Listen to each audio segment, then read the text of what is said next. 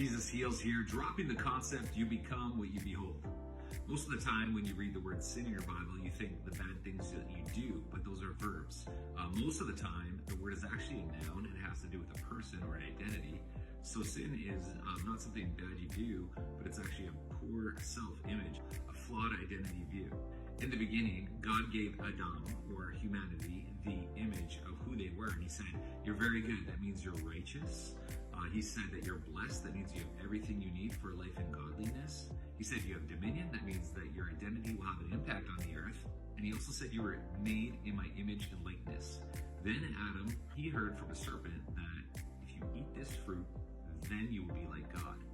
Adam went from looking at the gaze of what God had told him who he was to another view that said he had needed to do something in order to become who God says he was. He had a flawed view of himself and thinking he needed to perform in order to become this image of God. When Jesus comes, he represents the image of God as a son of God, and that image of Jesus is actually the image of ourselves, that we are beloved by God and he is deeply pleased with us. So when Apostle John writes in 1 John 3, he says, when we see Jesus, we become like him. When we see Jesus, we see ourselves, we step out of the sinner identity and into our Jesus identity. We are breaking this down and how this works in our next videos.